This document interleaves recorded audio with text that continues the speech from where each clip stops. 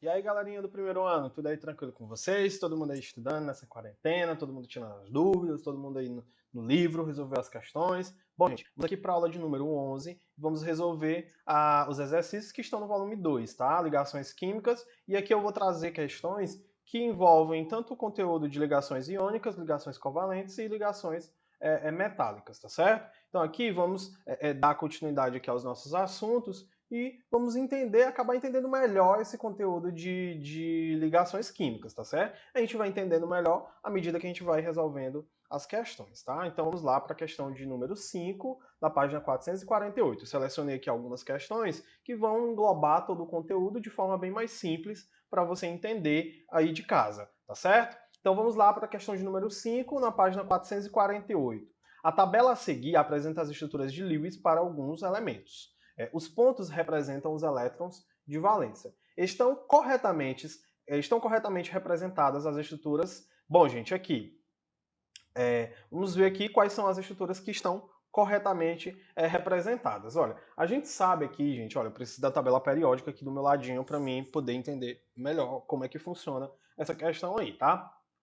Uma dica que eu dou para vocês. Quando a gente estiver resolvendo as questões, ao invés de a gente fazer a ligação, a distribuição eletrônica de todos os elementos para a gente conseguir trabalhar com as fórmulas, perdão, com os elétrons na camada de valência, uma dica que eu dou é você pegar a tabela periódica, observar a família e dizer quantos elétrons a gente tem. Isso a gente pode fazer com os elementos representativos, que são aqueles que eu expliquei para vocês da parte mais alta da tabela. Os metais de transição, aqueles da parte mais baixa, não dá para a gente saber. Realmente eu preciso saber qual é a carga de cada um deles, porque eles têm NOx variável, ele tem número de oxidação variável, ele tem carga variável, tá? O mesmo elemento ele pode ter várias cargas, isso com os metais de transição. Agora, os elementos representativos, a gente vai encontrar quantidades iguais para um mesmo elemento, tá? Então, se eu tenho um elemento com um íon e eu digo que aquela carga vai ser exata daquele íon, ele não pode ter outra carga, tá certo? Então, vamos lá resolver aqui. Bom, eu pego a tabela periódica e vou observando aqui, que eu comecei a falar. Bom, gente, eu pego a tabela periódica e observo a família do meu elemento. Se a família for de número 1, o elemento vai ter somente um elétron na camada de valência. Se o meu elemento é da família 2, vai ter 2 elétrons. Se ele é da família 13, 3 elétrons. Se ele é da família 14, 4 elétrons. Se ele é da família 15, 5 elétrons. Se ele é da família 16, 6 elétrons, se ele é da família 17, 7 elétrons, e se ele é da família 18, 18 elétrons, tá? Isso serve para a gente entender a questão dos metais dos elementos representativos. Isso não serve para mim resolver questões, por exemplo, com os elementos de transição. Então vamos lá, gente, ó. Eu vou pegar a tabela periódica aqui do meu ladinho, tá? Do meu ladinho, todo mundo pega aí a tabela periódica e a gente vai resolver aqui as questões, tá? Então vamos lá. O sódio aqui, que é esse elemento aqui, gente, de número 1, ele faz parte de qual família? Ele é um metal alcalino, então ele faz parte da família 1. Então quantos elétrons ele vai ter? Somente um elétron. Aqui ele está dando quantos? 1, 2, 3, 4, 5, 6. Então eu vou riscar aqui, porque esse está incorreto, certo? Magnésio. O magnésio ele é um alcalino terroso. Ele faz parte de qual família? 2. Então, ele tem 2 elétrons na camada de valência. 1, 2. Então, esse aqui está correto. Marca aí corretinho no livro de vocês. Próximo aqui, gente, é o ferro. O ferro ele é um metal de transição, tá? O ferro, se você quiser anotar aí, o ferro ele pode ter carga 2 mais e 3 mais, certo? Ele pode ter essas duas cargas. Então anota aí. Aqui ele está dizendo que ele só tem carga mais 1, tá? Incorreto. Vou riscar aqui, tá? Ele tem número atômico 26 e ele está fazendo parte dos elementos de transição. Bom, o nitrogênio ele faz parte da família 15. Então ele é um calcogênio. Então ele vai ter, perdão, ele é da família 15. Então ele vai ter 5 elétrons na camada de valência. Então a gente vai contar aqui 1, 2, 3, 4, 5. Tá corretinho? Tá. Número 4 está correto. Carbono, gente, observe aí, o carbono é da família 14, ele vai ter 4 elétrons na sua camada de valência. Aqui ele tem 1, 2, 3, 4, 5, 6. Vixe Maria, olha aí, colocou átomo demais. Está incorreto. Olha aqui, ó, de número 6. Xenônio. Xenônio é da família de número 18. Então ele vai ter 8 elétrons. Vamos ver aqui se ele tem 1, 2, 3, 4, 5, 6, 7, 8. Olha aí, corretinho. Pronto. Estão corretamente representadas as seguintes estruturas. Estrutura 2, estrutura 4 e estrutura 6. Resposta, letra E. Eu vou aprender tudo. Bom, gente, vamos para a próxima questão. Questão de número 7. A figura da página 448 ainda. A figura abaixo apresenta um átomo de um elemento químico que, de acordo com o modelo de Bohr, tá? Para adquirir estabilidade, um átomo do elemento representado pela figura deverá efetuar ligação química com um único átomo de outro elemento, cujo símbolo é. Bom, gente, primeiramente, esse elemento aqui, o que a gente vai observar? Tá aqui o modelo, o átomo de acordo com o modelo de Bohr, tá? Com os elétrons nas camadas de valência. E a última camada é a camada M. Ela tem 2 elétrons. Lembra que eu falei para vocês? Quando eu tenho um elétron, quando eu tenho 2 elétrons, quando eu tenho 3 elétrons, significa que o meu elemento ele vai doar, tá certo? Ele vai doar elétrons. Então a gente vai ter carga mais 1, mais 2 e mais 3. Quando o meu elemento ele é negativo, quando ele tiver, por exemplo, 5, 6 e 7 elétrons, ele vai receber. Aqui, como ele vai receber, a gente vai colocar, gente, aqui ó, igualzinho, a gente vai colocar a quantidade de carga que esse elemento usaria para ficar estável. Por exemplo, aqui, ó, se ele tem 5, faltam quantos elétrons para ele atingir a sua estabilidade? 3. Então a carga dele vai ser menos 3, tá? É negativo. Quando ele tem 6, faltam quantos para mim se estabilizar? 2. Quando ele tem 7, faltam quantos para ele se estabilizar? 1. Pronto. Então aqui, gente, vamos lá. Se eu tenho um elemento que está aqui, esses 2 elétrons aqui, ó, observa aqui, os 2 elétrons bonitinhos, esses que eu estou circulando para vocês. Se eu retirar, se ele tem 2 elétrons na camada de valência, que é a camada mais energética, se eu tiver 2 elétrons na camada de valência e eu retirar, por acaso eu for doar esses elétrons para alguém, ele vai atingir a sua estabilidade? Vamos contar. 1, 2, 3, 4, 5, 6, 7, 8. Atingiu a sua estabilidade, segundo a regra do octeto. Não é isso? Então ele tem, mas primeiro ele precisa doar esses 2 elétrons. Agora vamos ler o que o enunciado da questão. Olha, para adquirir estabilidade, um átomo do elemento representado pela figura deverá efetuar ligação química com um único átomo de outro elemento, cujo símbolo é. Bom, gente, aqui, ó, vamos procurar um átomo que precise receber, se ele está doando 2, vou colocar aqui de outra cor, tá? Se ele está doando 2 elétrons, aqui, ó, que eu circulei para vocês, a gente precisa de um que vá receber 2 elétrons, né? Que é qual? Algum átomo da família 16. Qualquer um da família 16. Simples. Vamos olhar a tabela periódica. Carbono, ele é de qual família? Vou riscar aqui de vermelho, tá? Carbono, ele é de qual família? 14. Então, ó, risquei, não é ele. Flúor é de qual família? 17. Não quero, eu quero um da família 16, já risquei. O fósforo é de qual família? 15.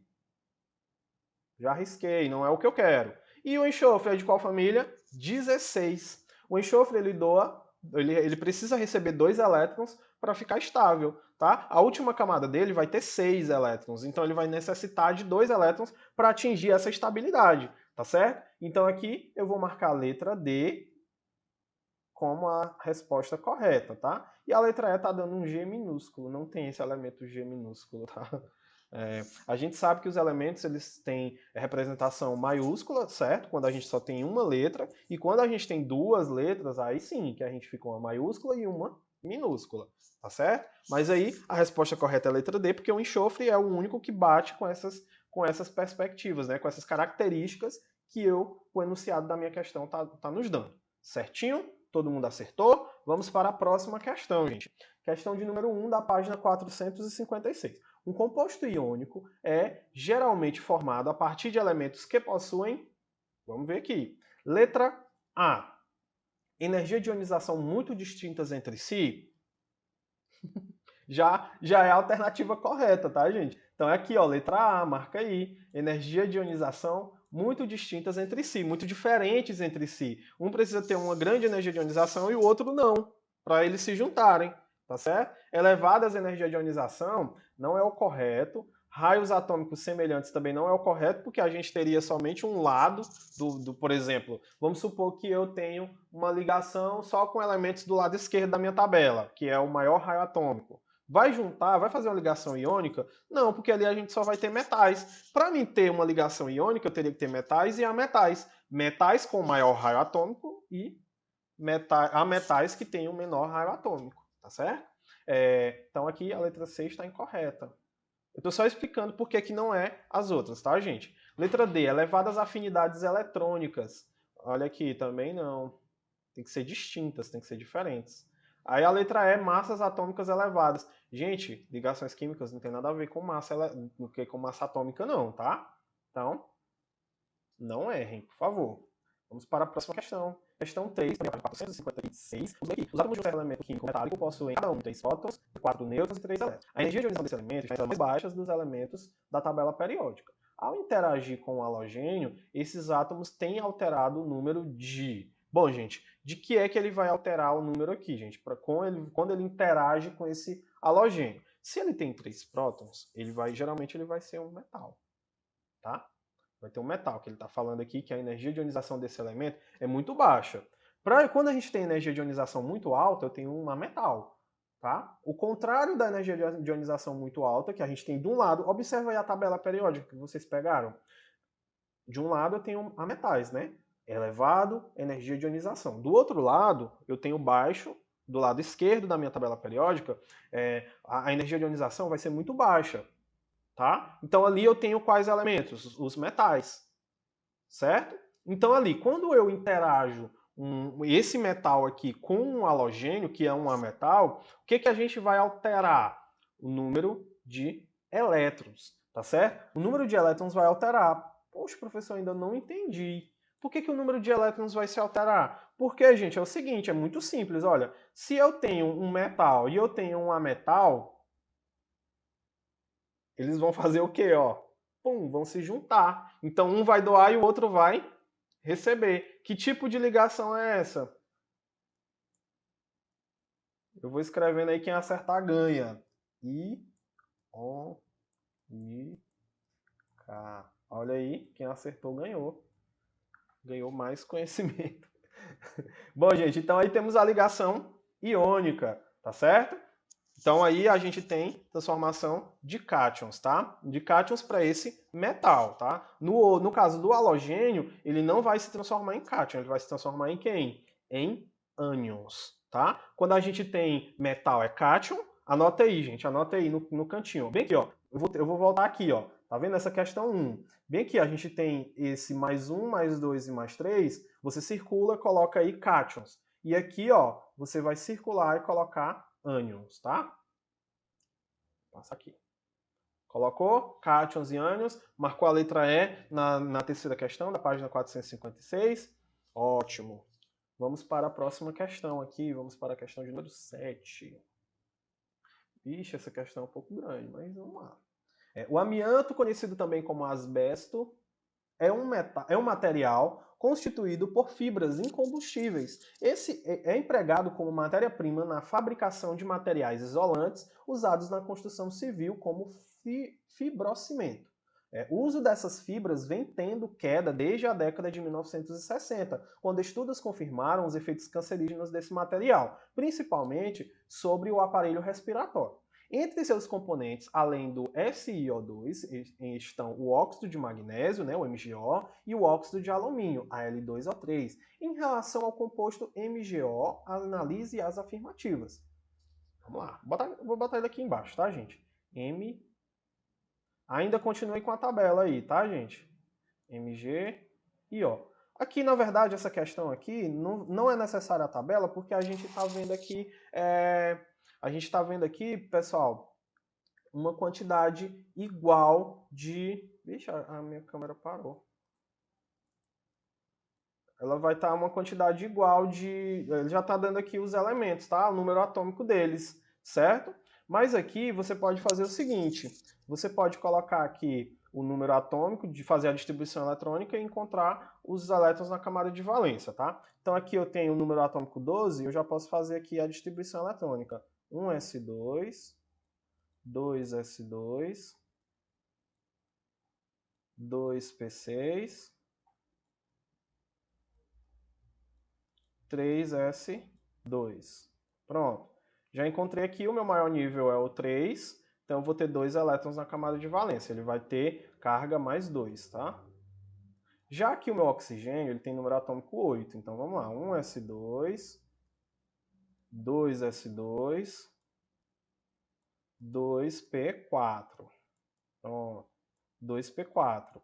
Aqui eu vou ter qual é o maior nível? 2. Quantos elétrons eu tenho aqui somando? 2 e 4. Então eu vou ter 6 elétrons. Se ele tem 6 elétrons, quantos elétrons ele precisa para se estabilizar? 2. Então ele vai ter menos 2. Pronto, essa aqui vai ser a carga dele. Então a gente já pode ver aqui. A ligação entre o magnésio e o oxigênio se dá por transferência de elétrons, sendo classificada a ligação iônica. Bom, gente, aí é verdade, porque se eu tenho carga mais 2, eu tenho um metal. E se eu tenho carga menos 2, eu tenho um ametal. Então a ligação vai ser iônica, tá correto.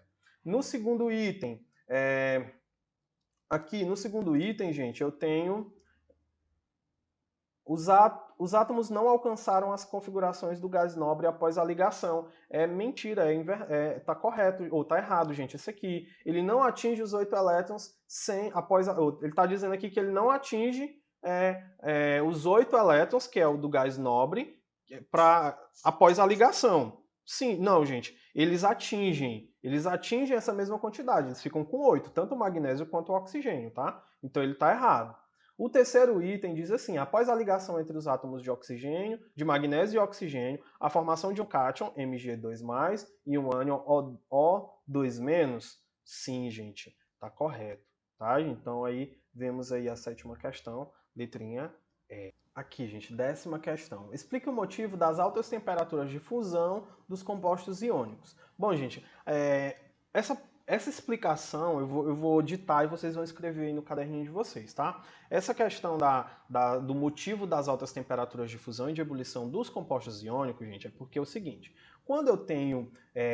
para que essa substância ela passe da fase sólida para a fase líquida, é necessário que a gente rompa alguns tipos de ligações, tá certo? E essas ligações, no caso das ligações iônicas, elas são muito mais fortes comparadas com as ligações covalentes, tá? Com as ligações moleculares. Então é necessário uma energia muito grande para a gente romper essas ligações iônicas, tá? Então o motivo das altas temperaturas é a alta quantidade, vou repetir, é a alta quantidade de energia necessária para o rompimento dessas ligações. Tá? Como a gente tem positivo e negativo ali, trocando, doando e recebendo elétrons, a gente tem uma força de atração muito grande.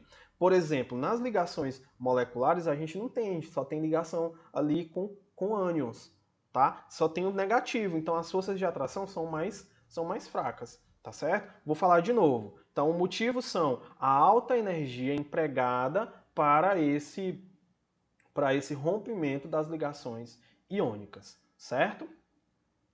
Vamos passar aqui para a próxima questão, questão de número... Aqui...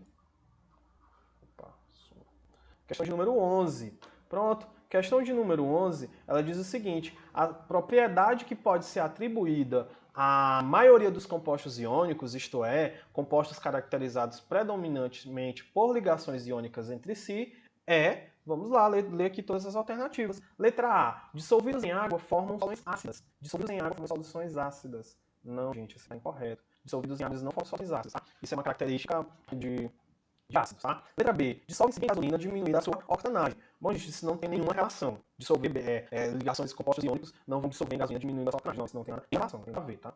Isso aqui é a letra B. Fundidos quer dizer que a gente passou essas substâncias da fase sólida para a fase líquida, conduzem corrente elétrica. Sim, essa é uma característica que indica que os meus compostos iônicos, na fase líquida, eles conduzem corrente elétrica, tá? E a gente também tem uma outra situação que pode acontecer essa condução de corrente elétrica. Como assim, professor?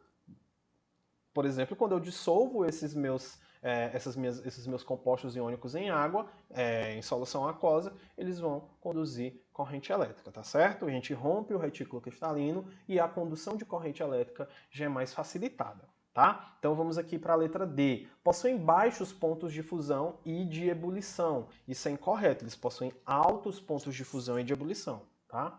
Então aqui está incorreto. Letra E, são moles, quebradiços e cristalinos. Olha aqui, eles não são moles, gente, eles são duros, quebradiços e cristalinos, tá? Então a letra E está errada por isso. Vamos passar aqui para a próxima questão. Vamos para a questão de número 12. Existem algumas propriedades que são adequadas para caracterizar os sólidos iônicos, uma vez que a grande maioria desses sólidos apresentam essa propriedade. Outras propriedades não são adequadas para esse fim, pois podem existir sólidos iônicos que não apresentam essas outras propriedades. Considerem um conjunto de sólidos iônicos, né? Entre as propriedades relacionadas, indica que não será exibida por um grande número de sólidos iônicos. Vamos lá, gente. Letra A. Apresentam altas temperaturas de fusão? Está correto. Então aqui não é o que ele quer. Então vou riscar a letra A. Letra B, conduzir corrente elétrica quando fundido? Sim, gente, isso aí é o que no caso aí está correta essa afirmação. Ele vai conduzir os sólidos iônicos, eles vão conduzir corrente elétrica quando eles estiverem no estado líquido, tá? Então aqui não é o que ele quer a que está incorreta. Letra C, ser isolante térmico e elétrico em estado sólido. Também é correto, não é o que ele quer. Ser solúvel em água. Eu consigo solubilidade em água, gente, aqui. Não será exibido. Nem todos os sais, nem todos os compostos iônicos podem ser solúveis em água. A gente tem alguns tipos de sais que não existem, não conseguem essa solubilidade, tá, gente? Então aqui, todos eles apresentam temperaturas de ebulição. Então aí ele queria uma característica que não será exibido por um grande número de sólidos, tá? Então aí temos a letra D de dado. Vamos para a próxima questão, questão número 13. Com respeito aos compostos iônicos, é correto afirmar. Então vamos lá, letra A. O primeiro, 01. Os cristais iônicos caracterizam-se por possuir interações eletrostáticas fortes. Eles caracterizam-se por possuir interações eletrostáticas fortes? Verdade. O item 1 está verdade.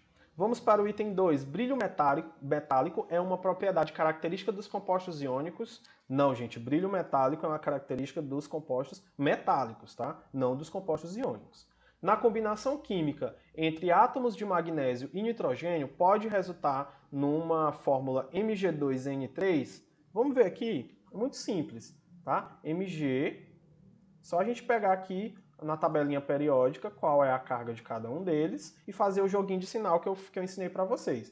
Ó, o Mg ele tem carga 2+, e o nitrogênio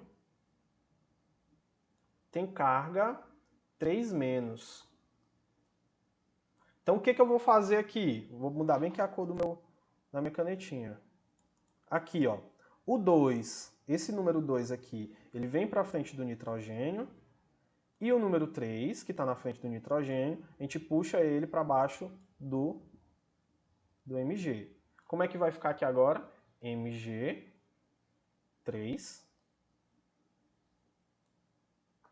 Mg3, N2. Pronto. E aí, deu essa fórmula aí? Deu essa mesma fórmula? Vixe, deu outra fórmula, gente. Então aí essa alternativa está incorreta, tá? Vamos para a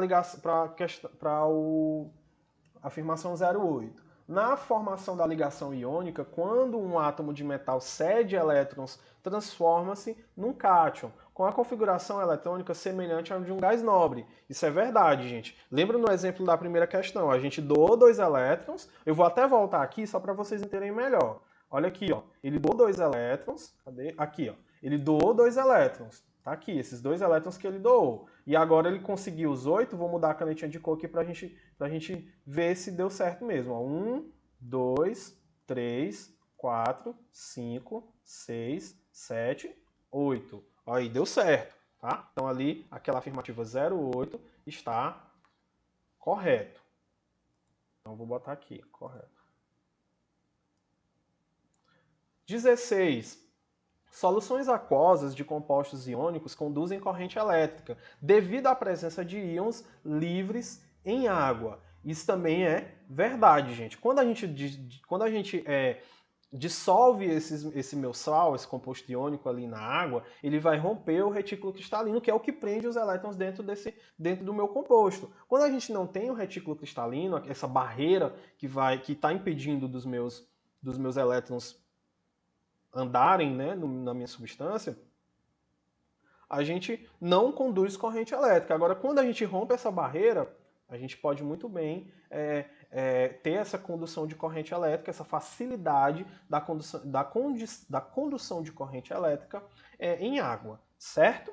Então aí tá correto. O item 16 está corretinho. Já vou marcar aqui com correto. Ele quer saber agora, dê como resposta a soma dos números associados às proposições verdadeiras. Então aqui a gente tem 8, 16, 24, mais 1, 25. Então aqui dá 25. Pronto.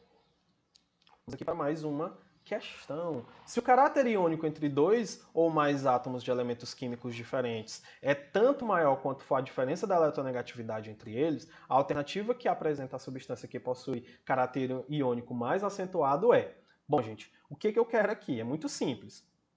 Para mim ter um caráter iônico mais acentuado, eu tenho que ter a família número 1 e a família número 7. 17, tá certo? Que eu vou ter mais 1 e menos 1. É simples. Ou você vai pela tabela periódica, que ele está dando os números atômicos. Então você podia fazer a distribuição para encontrar ali. Mas pela tabela periódica é mais fácil, tá? Então o que eu quero? Quando a gente tem um caráter iônico mais acentuado, anota aí no caderninho de vocês essa observação. Quando o caráter iônico é mais acentuado, essa diferença ela tem que ser maior, tá? Entre eles. Então quando eu tenho uma diferença muito grande entre eles, quais são os elementos que vão ter essa diferença muito grande? Família 1 e família 17. Se você observar na tabela, são as extremidades dessa diferença, tá certo? É mais longe entre essa diferença quando eu tenho família 1 e família 17. Então é muito fácil eu procurar aqui. Por exemplo, aqui, o que eu vou fazer? Na, e ele precisa estar lá em cima, no topo também, tá? Então vamos aqui, ó. Na e I. Esse Na, sódio e iodo, eles vão fazer parte da mesma família, só que esse caráter iônico ele não vai ser bem acentuado quanto a gente pode ter com outros exemplos que a gente vai ter aqui nessas alternativas, tá? Então a letra A está incorreta. Na letra B ele está dando F2. Não é ligação iônica, tá? Então a gente já pode eliminar. Na letra C também não é ligação iônica. Eu tenho um hidrogênio e um ametal. Então é ligação covalente. Fica entre a letra D e a letra F. A letra D e a letra E. Ki e Kf, os dois têm uma quantidade de ionização uma diferença de eletronegatividade muito grande. Porém, um deles tem uma diferença muito maior. Tá certo? Qual vai ser o elemento que vai ter essa diferença muito grande aqui nesse grau nesse caráter iônico? A gente vai ter a letra E, tá, gente? Então aqui a letra D está errada. Então como é que a gente vai identificar um caráter iônico muito acentuado? Essa diferença de eletronegatividade. Se a gente for pegar valores de eletronegatividade, valores bem específicos, a gente vai ter K e F, certo? Potássio e flúor nessa substância aqui para a gente dizer que eles têm o caráter iônico mais acentuado. Tá? Gente, essas eram as questões que eu gostaria de trazer para vocês. A gente vai resolver mais questões de compostos de ligações químicas, certo? Iônicos, covalentes e metálicos. Qualquer dúvida, gente, só entrar em contato, tá certo? Pode entrar em contato comigo, que a gente tira todas as dúvidas com vocês, ou pelo chat aí da plataforma, ou então por algum outro canal, tá certo? Um abraço, se cuidem e até a próxima aula.